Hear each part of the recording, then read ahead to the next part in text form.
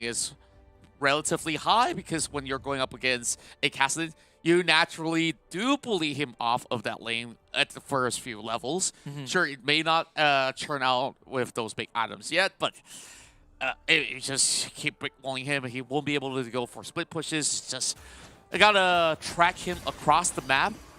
Chami has 100% win rate on many of all these champions. Yeah. Despite playing the most games out of all the teams that were involved in the Snapdragon Pro Series in the playoffs. Yeah. If they didn't get to play that much games, we wouldn't have seen 2 Rammus attempts from NGX. Still 0%. Still 0%. You get to kind of use it as a scrim, you know, like we're gonna try Rammus. I'd say it's a very interesting choice. You know, they had a decent chance in that second Rammus game. But it was also the game where they tried so hard to kill off an Orianna that ended up deathless anyways. NGX.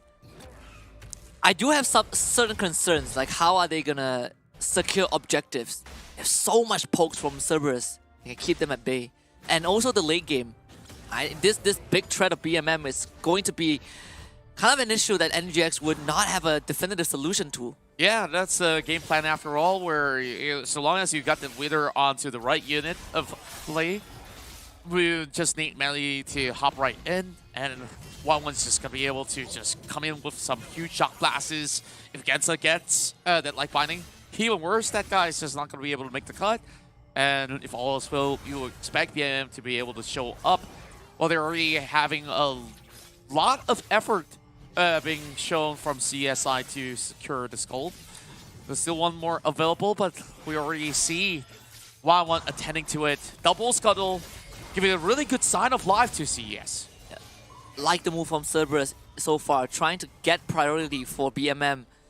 So Aaron didn't just not get to bully BMM. This Cassidy is having a pretty decent time as well. Yeah. One of the best laning phases that you could ask for. Well, I just see the whole river being light up in blue. And Spurs Esports know that there can only be a few things that can happen here. There's 3 players over the top side. That binding was crucial in getting this gank off, but unfortunately he just couldn't land it when it mattered the most. Aaron is under immense pressure as well. Genza showing up. And this does give BMM kind of the dream laning phase. Yeah, so much safety net. Kassadin, a pick that we have seen it being very popular in the group stages to be a core ban. And that is one of Chami's signature over at Baron Lane. An early Mega Infernal Bomb just to also clear off the wave. Demon Kite caught out there, but not enough damage to supplement. Now we take a look at the items. We have Aaron now holding on to the big BF sword. Another attempt from NGX. Will Y1 take the bait? This is a very tense moment. There's no depth charge for draw just yet, and he's not in flash range to get any gank off. Y1 kind of sensing something in the wind. Something's definitely amiss. I mean, they got a whole map lined up. We have not seen him go on the blue buff. It's very telling that there's not much that is going to be appearing over bottom lane against Nasus, but they will still commit. Flash depth charge into a dredge line. This should be first blood, but unless there's help from Genza, the binding will buy enough time to go for a trade. Now Genza needs to go to make this worthwhile. And NGS gets a double for Joshi. And that's basically a buy one free one. They didn't really expect Genza to be able to find it underneath the turret. But once they managed to secure that, Chami still went down. At least a little bit more gold to fund the Defiant Sutter that he's looking for. Great vision control yet again from Cerberus Esports. They're just marking onto the rotation of Joshi, but he still managed to contribute in his very own ways. We have so much effort against Jace. You just have to tap out. And Joshi getting pressure away from his own jungle. Draw though in the wrong place of town. Pretty tanky right now. There is a flank coming in from Aaron. The huge Mega Infernal Bomb into just a chop of the sword. 2 members of CES taken out of the fight. And they took this really deep dive. There's no cause for concern. Why are they exactly in the middle of the jungle? Like, there's nothing to take there. They're just hoping to maybe take a little bit of chokehold, get members of NGX caught up, but They've already spot both majority of them. NGX get this dragon for free. Well, they will have to quickly get their hands on the Herald. Tammy now forces a little bit more of a shove back onto Y1. Yeah. Well, Baron Laner's pretty low, not being able to contest as well, but seems like NGX not going to be interested. But we see Joshi moving his way in. Y1 has a hull breaker, so it's a bit hard for Champ to contest it. At least not for now. Rift Herald goes over to Meliodas. GX Death Charge straight onto Y1, followed by an easy Dredge Line and a couple of bombs in the face. Y1 overstaying his welcome. Just a full combo coming out, and they managed to just stop this Jace. And so far, even with some Jace pickups throughout the entire course of the playoffs, there wasn't any successive wins. Meliodas in trouble. Get caught out. The ultimate doesn't kill him off. The Dredge Line is a bit out of range, so Meliodas escapes with his life and unfortunately not able to finish off that mid-tier 1. Aaron, yeah, he smells something in the brush. Meliodas also aware of that. Just 1k of a deficit for Cerberus Esports.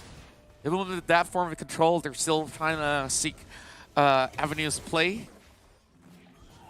And there's also plan B to get BMM hitting into the late game with the Triad Power Spike. That's where there will be a little bit more of a trouble for NIGMA Galaxy to lock down this Kassadin.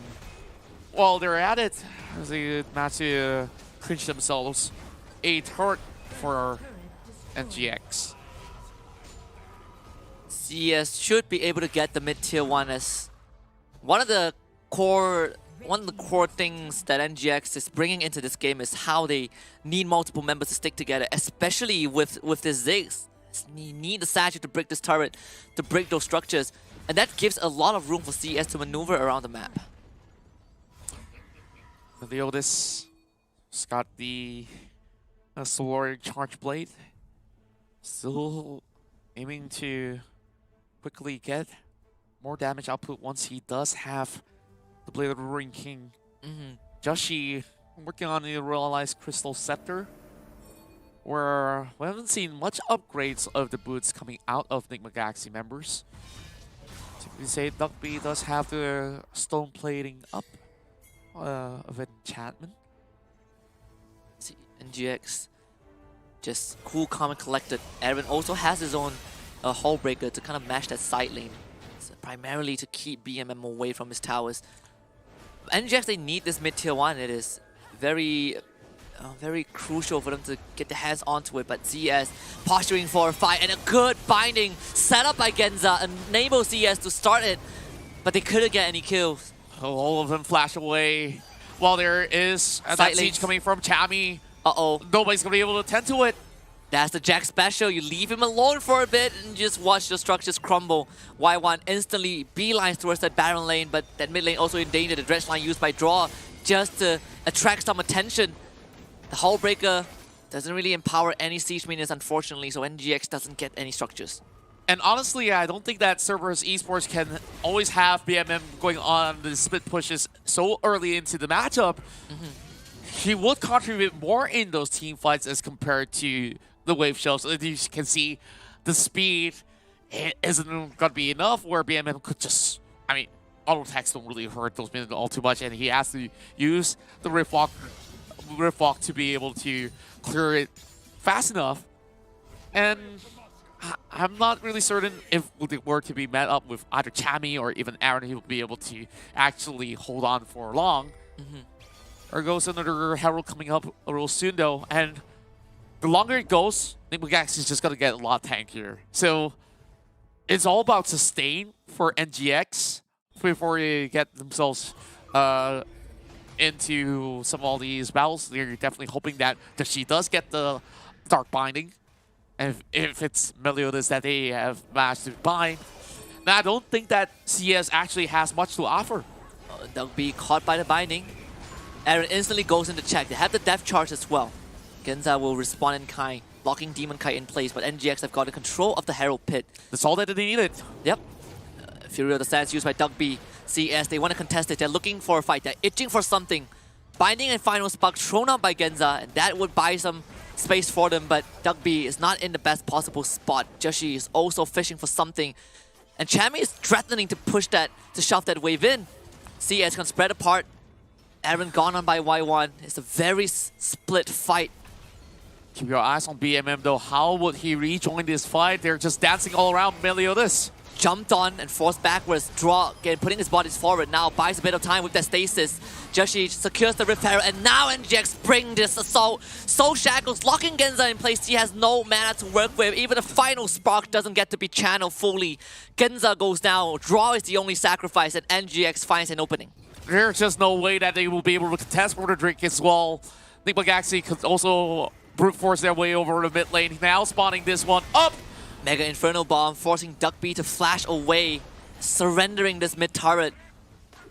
A bit of a missatchel, but not that it matters though. It will still be taken down by Demon Kite at the end of the day. Aaron comes in and just executes Y1, who was hiding behind his tier 1. And I think in this game is probably he's gonna be in the back already. The more dragons you give to NIGMA Galaxy, the worse it gets for Cerberus Esports. They're hoping to scale, but nothing seems to be working out. That team fight, they try to attempt it from multiple angles, but they're not supposed to be separated. Where we saw BMM unable to participate efficiently, still going on that split push duty. Does have a lot more goal as compared to Aaron, but it doesn't really matter. Like, you see him just stacking magic resistance as well. Yeah, once he dead, found alive, I mean, force of nature, he's just gonna be hard to kill off. BMM he needs so much more time. He's gonna hit critical mass where he just, two shots a tank like a Garen, but until then, CS needs to somehow hold on. And I say that they are doing a decent job. And that's why you see NGX looking for these openings. Bit of a desynchronization right there. It's gonna allow Y1 to live a bit longer, but NGX, they are looking to continue sieging. You wanna constrict the map and not let BMM have so much free room to reign and get that farm in. Yeah, Chami needs to be addressed. And Kassadin definitely doesn't have any form of damage to offer for now. Only Raw Ages as well as Seraph's Embrace. But here goes the three-man Soul Shackle from Joshi. They were hiding in the brush. CS had no idea. The guerrilla warfare from NGX is so well done. Meliodas, he goes in his out, gets silenced. Can he retract his body in time? Yes, he does. The soul returns. But the lane has been abandoned. Draw wants a bit more depth charge into a Riptide.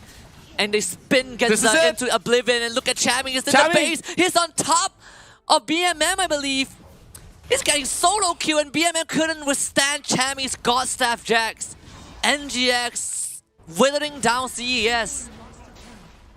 NIGMA Galaxy just took them all out, leaving only the Kassadin behind. He can only try to keep himself alive. Couldn't withstand the damage offered by Chami.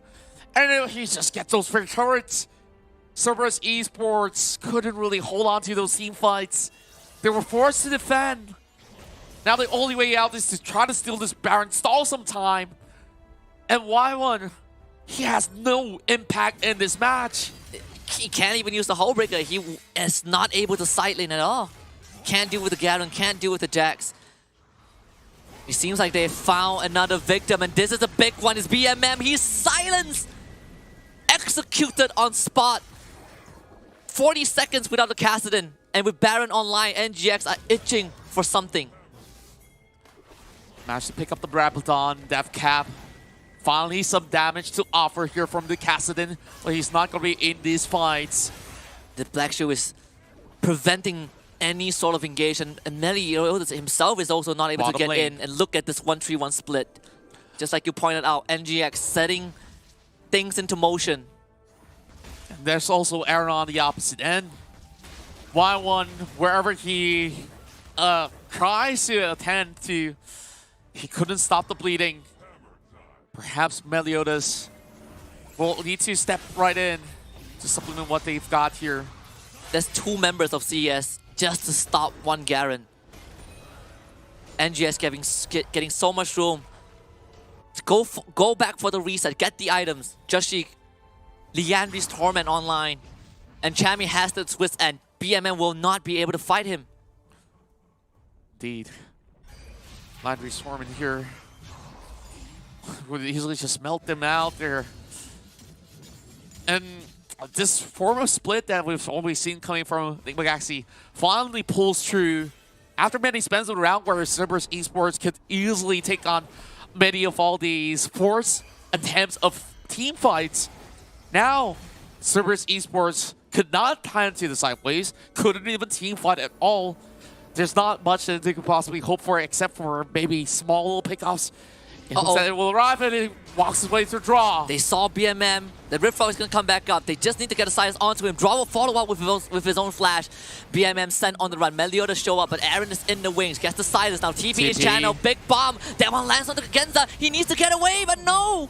Aaron just jumps on top of him and dunks him with the sword. NGX.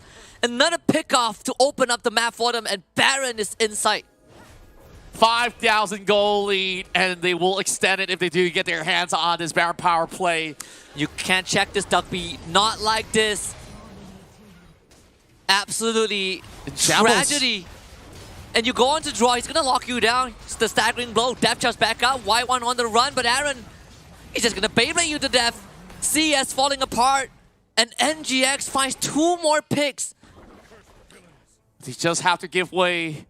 They just threw bodies at them in the hopes that they could basically have damage in return. But like we said, hitting it in the late game, they're just going to be way too beefy. They have no way to deal with Tammy, no way to deal with Aaron. Now, final attempt for a steal coming from Meliodas. And he has to do this. Ultimate in, misses draw, rooted down, sent right back. Joshi secures the Baron. NGX walks away with the entire team intact. Baron power play for the next 2 minutes. BMM, you can't even damage Aaron. But BMM feels like he has to try. He's compelled to do something. But Chammy is on the way. BMM, you have to fall back. There is no avenues at all for him. Just proccing a little bit more shields. Seem to be looking like a Sterix Cage, but here comes... No way Joshi steals this. Joshi. So close, but Meliodas, his body is nearby. Yeah, just gonna wait for him to come back. Meliodas trying to win this 1v1. Both of them go golden, but only one of them has friends nearby. Look at Tammy though, still on the split push. As you see the crowd ready to cheer on NIGMA Galaxy. 1 more minute on this Baron empowerment as they're already marching their way through the mid lane. Duckby holding it on. Tammy is just gonna be a solo unit army. What a Mega Inferno Bomb. Aaron is in. This could be the final fight. NIGMA Galaxy. 4 months in the making has led up to this very moment. And can you believe it, Contra? The faithful shall be rewarded. I have never doubted them. And they will be your champions for the Snapdragon Pro Series Challenge Finals. NIGMA Galaxy had absolutely done it. Goddamn champions of the Southeast Asian region. Best team of SCA. Best team of the Philippines. Best team of all time. And the first ever champions of the Snapdragon Pro Series. On their first attempt in the regional stage on an offline setting. They have never had any setting like this before. And you're telling me that they started off less than half a year ago and already lifting their very first trophy. There's only brighter future ahead for this team hailing from the Philippines, as they are currently the #1 team here in Southeast Asia, taking down the #1 seed of all the other regions involved. And it started off against Team Flash and then struck down Buriram United Esports, and the crosshairs were all shot. I mean, the perfect lower bracket run completed by NIGMA Galaxy. The fairy tale has reached its ending. The final chapter. What a poetic and happy conclusion to a journey that doesn't feel like it would even be a reality for NIGMA Galaxy. It's Kingslayers incarnate.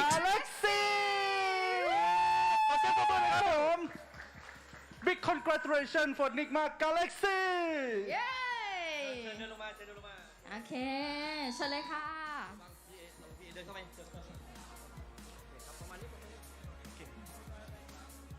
เอาล่ะค่ะในที่สุดแมตช์อันยาวนานนะคะของในซีรีส์นี้นะคะก็มาถึง ครั้งสุดท้ายแล้วนะคะ ใช่ครับ ที่เราได้ผู้ชัยชนะแล้วนะคะ ที่คว้ารางวัลนี้ไป เป็นทีมที่พรูฟตัวเองอย่างต่อเนื่องในการแข่งขัน ใช่ จากสายล่างขึ้นมานะครับผม เราเมื่อกี้เมามันมากนะ โอเค อ่ะโอเค Nigma Galaxy are you ready Are you ready Here we go. Nigma, The are moment you ready? of glory. They've waited this. Okay.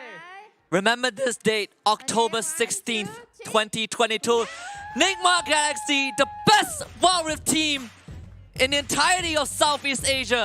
ยินดีด้วยนะคะ 4 months Congratulations together, and they've achieved such heights.